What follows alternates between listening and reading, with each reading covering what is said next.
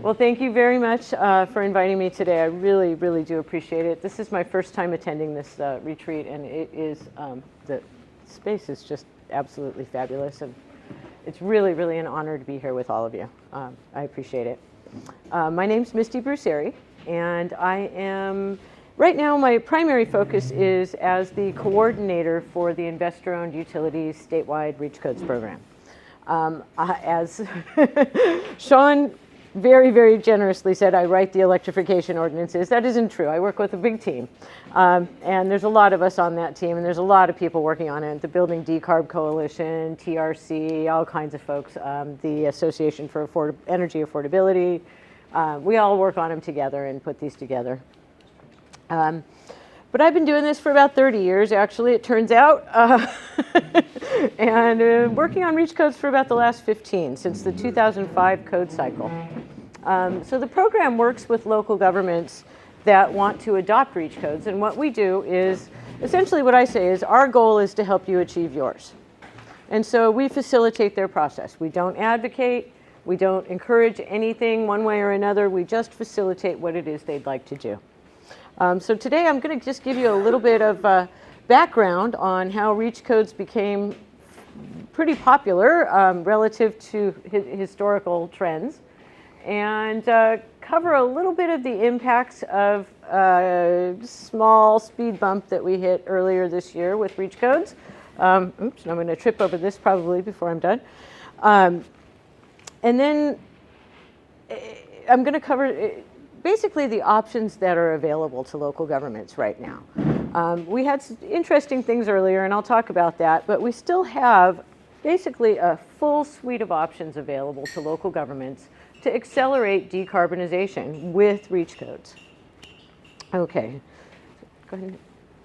So just to make sure we're all on the same page here, everybody know what a Reach Code is? Got a few. Some people aren't even from the state. I know. We were talking this morning, actually.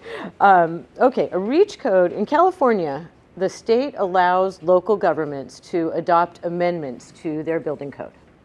Okay, they have to follow certain requirements, and one of those requirements is that the local code has to be more stringent than the state code. It has to reach beyond the state requirements.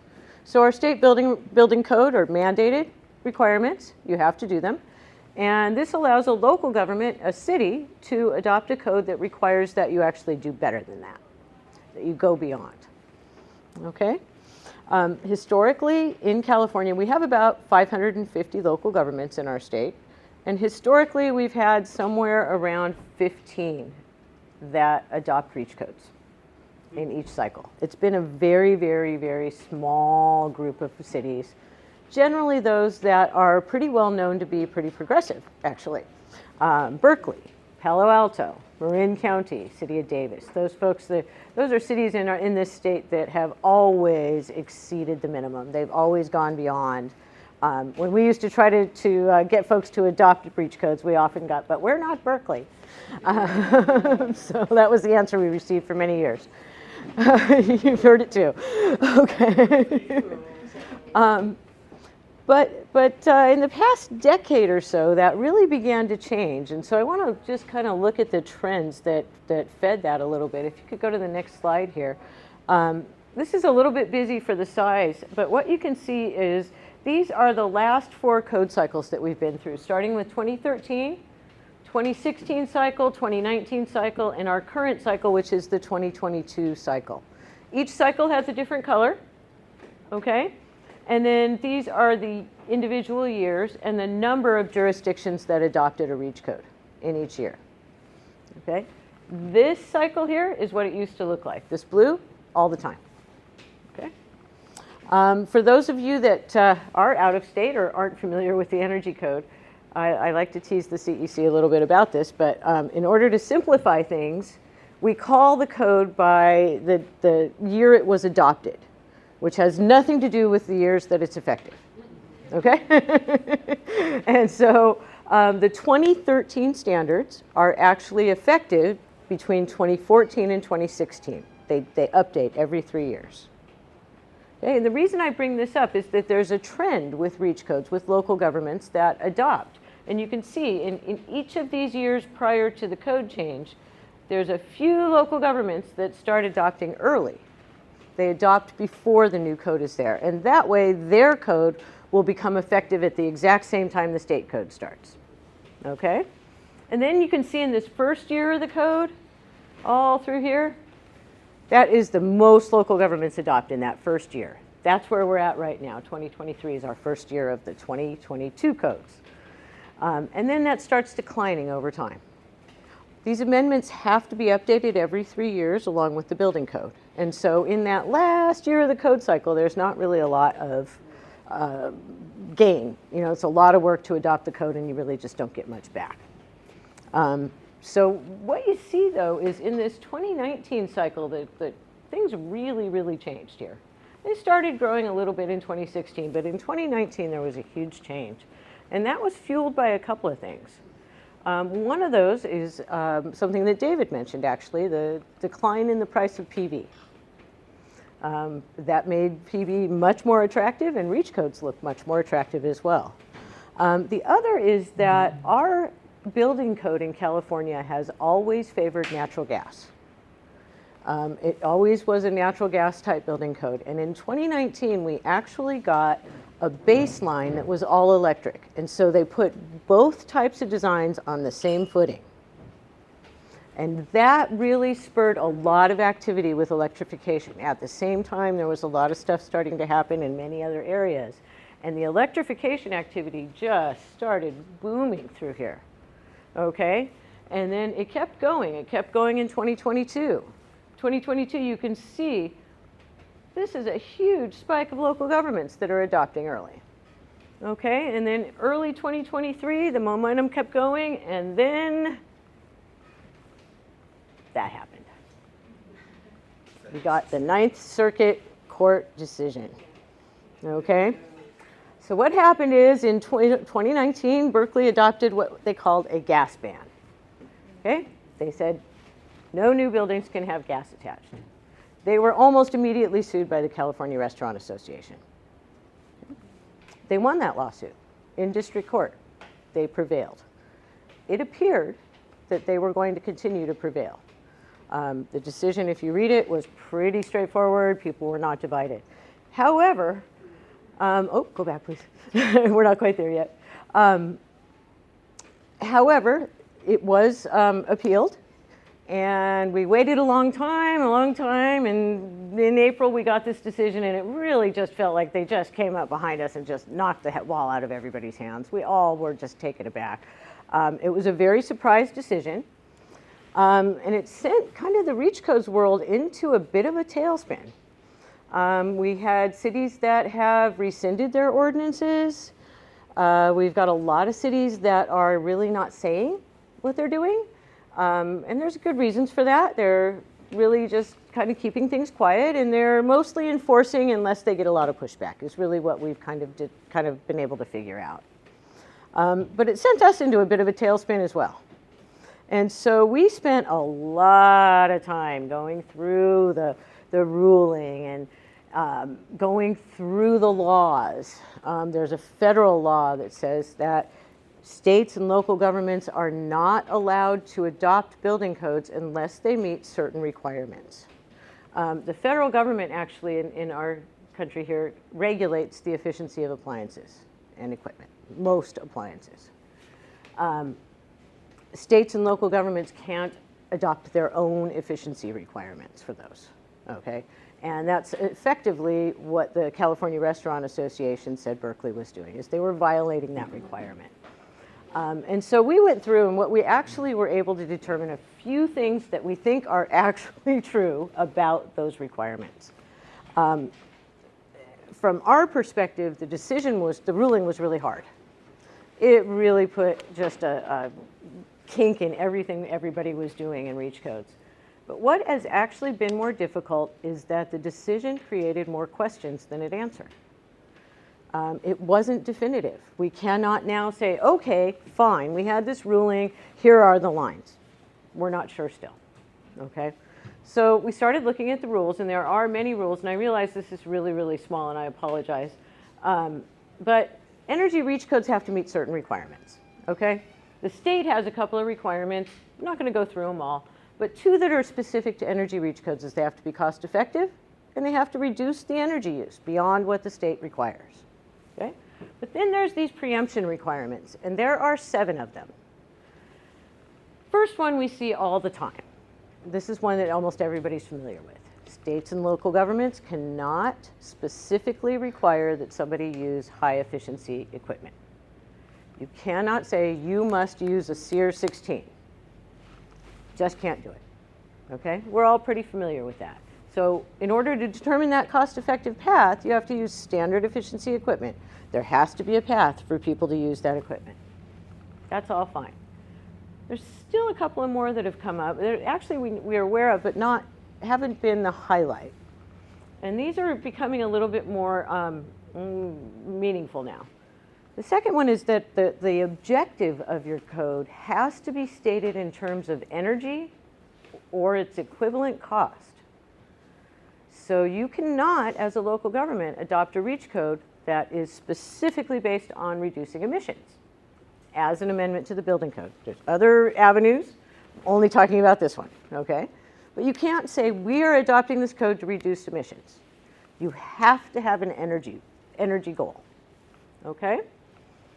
Now the state, CEC, our Energy Commission, has actually helped us with this, and they have created a compliance metric that tracks the hourly source energy, and that's very similar to the graph that David was showing. You can see there's different times that the source energy will be producing more or less emissions. And so they've actually done that for us, and they have an hourly source energy metric that tracks emissions really, really well. So it's a proxy for emissions.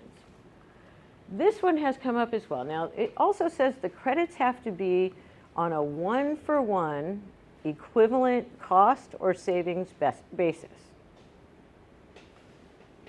When you think about that one has actually generated some questions. In the 2019 cycle, we had a lot of codes that we called electric preferred, the structure. And in that structure, the requirement was for all electric buildings to meet the code and mixed fuel buildings to exceed the code. So we had 2 different metrics. We're not sure. Those were going through the CEC. Everything was going fine. It looked like those were going to be okay. However, in doing some of this research, we found that there is one precedential decision, and that is from the state of Washington in 2012. The Building Industry Association actually sued the state for their code, and Washington prevailed. But in the discussion, the judges in their rulings, they specifically mentioned that the code was within the boundaries because it offered even-handed options. It did not penalize one option over another, and those kind of things. There were several different places where it said the options were equivalent. That discussion isn't in the law, in the main law that covers all these things. However, it did bring up the question about that electric preferred structure. Does it remain viable? I mean, just thinking of the name, it's electric preferred. Are we, starting there? But we've got 2 different metrics. So we really went through and decided, okay, we've got to take a look at this. We've got to figure out a way. We've been hearing from a lot of cities that their city attorneys, their leadership, their council members are all feeling like, oof, burned. Let's just wait. Let's just hold off. I don't think we can wait for all this. We don't know when this is all going to get resolved. And even if there is another ruling, we don't know that that's going to resolve it either. Much like this one did not resolve it. And so we went through and we thought, okay, so we need to come up with something that jurisdictions that are feeling more conservative about this or feeling like they really don't want to put themselves out on the line, that they can adopt also, and that will still be effective. And so we started looking at this structure that is actually, it's a new structure. We knew, okay, as soon as we inbound this ball, we're going to be attacked, okay? Reach codes are in the spotlight now. It doesn't really matter what we do. Second play starts, we're going to be attacked.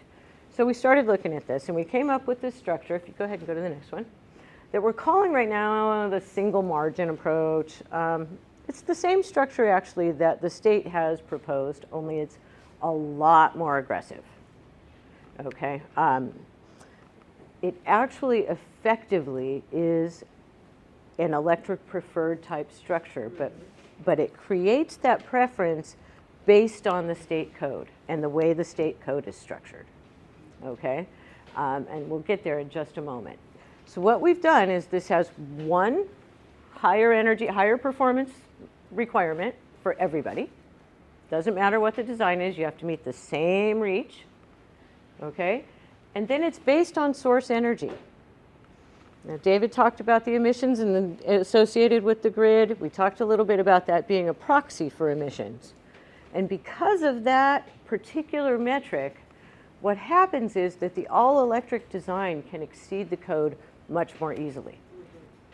And it depends on the climate zone. This varies with the different climate zones, but in fact, it's kind of an interesting one. Climate zone 1 here often has a lot of difficulty with exceeding the code. In this particular case, you guys are in great shape. I was just talking to Michael about this. You could actually set something up with the same margin, but the all-electric design would only have to meet, it would have to keep all of its base case minimums, so all the insulation requirements, the whole envelope would have to keep its base case assumptions, and then change to all-electric, do nothing else, and it will meet a margin that's equivalent to a mixed fuel home that adds efficiency measures, adds additional PV, and a battery. Ooh, that'll sting. That'll sting. That's the idea, is we're trying to leverage that structure that the state set up. Okay, and so the state created a structure much like this, but it allows for that all-electric design to backslide. And we really, we don't want to do that. We want to keep that all-electric design efficient. We need efficient homes. It's something I was saying to Michael earlier. It's just like in the old days, we don't want KWHs. We don't want therms. We don't want PV panels, frankly, or windmills. We want hot showers and cold beer. It's an Amory Lovins statement from a long time ago. The older folks that know Amory. Okay, but it's true, and it's true in electrification too. The embodied carbon in all of these things is huge, and we really don't want them. We want to do our best. So if you keep that electric design there, you can do this kind of a structure. Okay, so basically, I think I've gone through most of these. We encourage electrification. The other thing is the mixed fuel home. If you do build one, you have to build it really well. While we don't necessarily want that right now, in 10 years, when you replace that equipment, It's going to be electric. it's going to be electric, and it's probably going to be pretty efficient because we made them add all those extra features now. So that's another feature here, and in it, we do not in any way prohibit or penalize gas technologies. They can still be there. You just have to do it well. And that's really the message we've gotten to, is do it well if you're going to do it. So my point here, go to the next one, is that all of these options remain available. Okay? These are some of the other options. We had the gas pan. This was what Berkeley did. Okay? The thing is, you have, just like anything in life, you've got a spectrum of risk that's associated with any of these decisions. Berkeley did this. However, Berkeley, in order to do this, to push this envelope, you have to have some resources to back it up. There's some things. We can't all be in this box. You know, it's just true. We wish, absolutely. We love and need Berkeley, but we can't all be Berkeley, right? We just can't. It just doesn't work. Okay, so there's a similar structure here that's a little less risky. Nobody's quite sure about this structure. It's effectively the same. If you have an all-electric building at the end, just a different policy mechanism. This wasn't mentioned in the ruling, so is it okay? For 3 or 4 years. Don't know. Maybe. You're just going to like stay ahead of them. Right, exactly. You know, so Chasing us. this is what I'm saying with the questions. It just created more questions. It's like, well, okay, this isn't, but this Don't know. Okay, and then there's the electric preferred. I talked about that. That still allows gas, but there's some questions. Maybe it's okay. We're not quite sure if it's still viable. And then there's this very, very low risk solution, which is the higher performance, same for everybody. There's a lot of folks out there that are feeling like they don't really want to have this kind of attention. And so this is something that we actually, very surprisingly, we have 2 cities that are about to adopt that, which is really wonderful news, because after the decision, we had just nothing happened. Basically, there were some cities that were in process when the ruling came out, and they had to drop their process. Some had introduced an amendment and then couldn't do the second reading, so they couldn't finalize things. We had one city that just had the worst luck ever, in my opinion, as far as this goes. This is the city of Irvine. The city of Irvine introduced and adopted an ordinance, an electrification ordinance. They had their second reading, and normally during the second meeting, that's the finalizing of the ordinance, right? They normally vote on this in what they call the consent calendar. The consent calendar is a bunch of different things that come up in a council meeting that really there's no discussion whatsoever. It's already been decided. They vote them all as a block. In this particular meeting, the city skipped the vote. They accidentally skipped it. It was on the agenda. They just skipped it. Somehow it got skipped. And between then and the next council meeting, the ruling came out. So they had made it all the way to the goal line, and that small error, that just basically a typo, right, stopped them. So people are feeling rather burnt, ow, it hurts in a lot of ways. So we're really trying to work at options, and we want to let everybody know. All these options are available. There's ways to do this, and you can get to the goal that we're looking for. And so I just want to kind of, I'm working codes, and oftentimes we do this in other places too. We find a solution that works, and we get a little bit of tunnel vision. We think, ooh, that stick worked, get a bigger stick. Okay, all jurisdictions, as many jurisdictions as possible, should adopt the most aggressive reach code as possible. Really, when we're looking at something that's more like a full court press, we really have a team effort here, and everybody has a role. Okay, we're not all that player with the ball at the end of the game at the buzzer, right? Everybody's got a role, and we've all got to do our role. We've got folks like Sean, who's out there talking to manufacturers, who's willing to call that one individual guy in Sacramento and get him on board. And folks like David doing these designs, and all of you guys out there. And this is really what I mean by a full court press, is we really need to get everybody together. And even though maybe some of us don't touch the ball ever, we still have a role. And so I just wanted to make that point, that we still have a role. We still can get there. That court ruling isn't enough to stop anybody. We're on our way. And so that's it.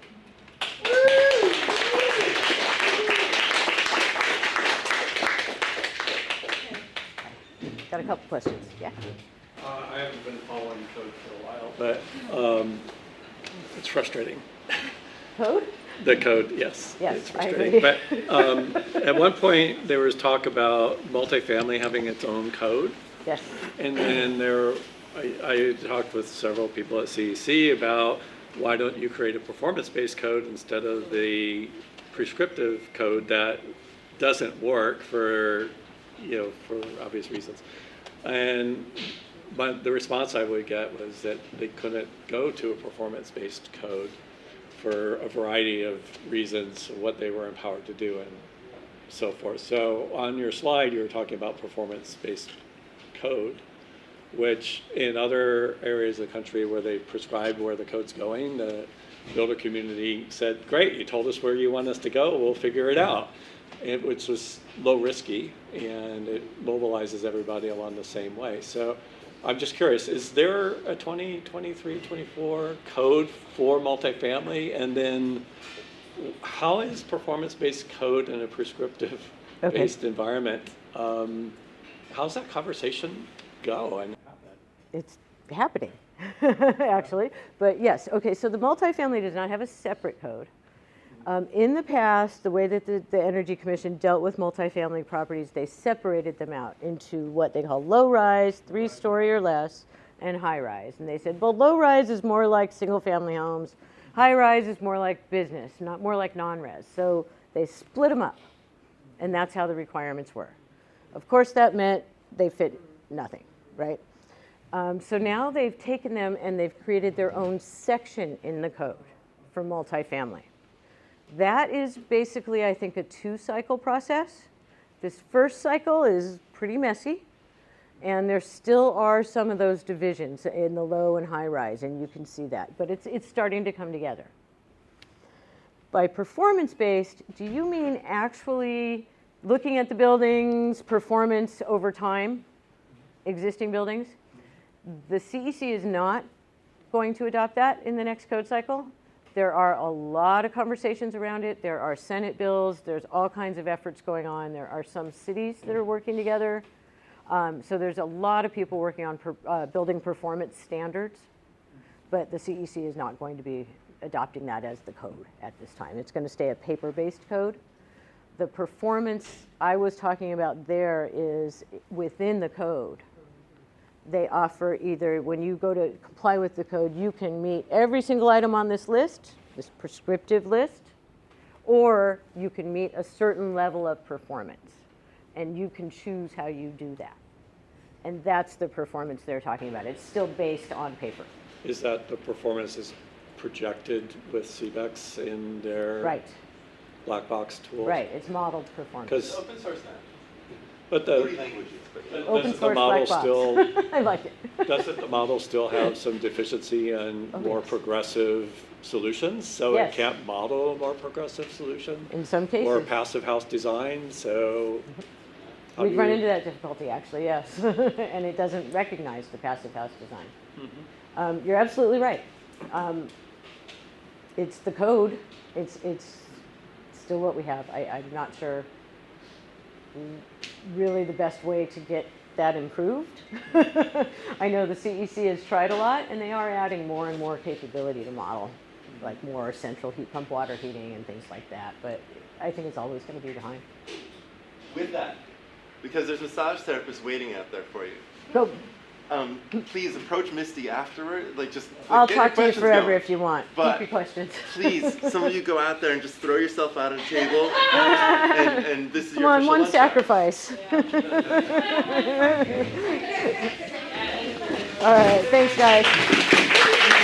Thank you.